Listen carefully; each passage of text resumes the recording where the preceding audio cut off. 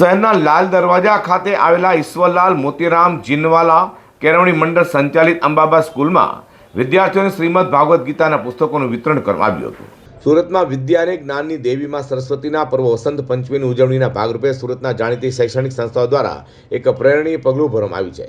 સુરતના લાલ દરવાજા ખાતે આવેલા શ્રી ઈશ્વરલાલ મોતીરામ જીનવાલા કેળવણી મંડળ સંચાલિત શાળામાં અભ્યાસ કરતા હજારો વિદ્યાર્થીઓને ભારતીય સંસ્કૃતિના અમૂલ્ય વારસા સમાન શ્રીમદ ભાગવદ્ ગીતાના પુસ્તકોનું વિતરણ કરવામાં આવ્યું હતું।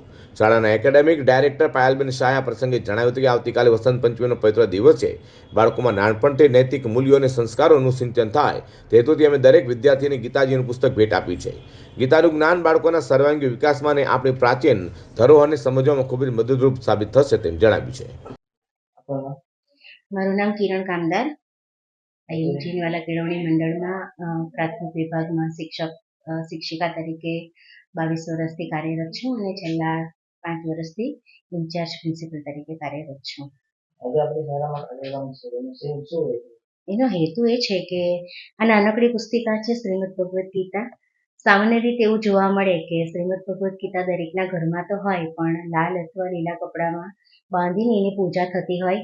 આ પૂજા કરવાનું પુસ્તક તો છે, પણ એને કપડામાંથી બહાર કાઢીને વાંચવાનું પુસ્તક છે, કારણ કે જીવનની એવી કોઈ સમસ્યા ન હોય કે જેનો ઉકેલ આ પુસ્તકમાંથી ન મળે।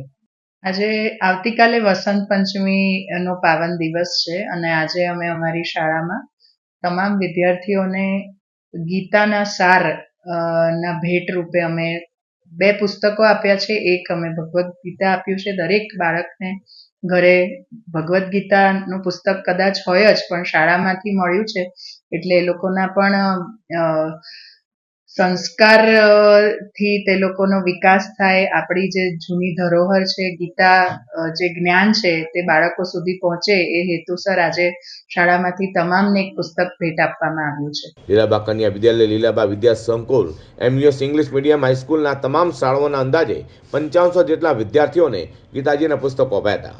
ગુજરાતી અને અંગ્રેજી એમ બંને માધ્યમના પ્રાથમિકથી લઈને ઉચ્ચતર વિભાગના તમામ બાળકોના પુસ્તકો આપવામાં આવ્યા છે।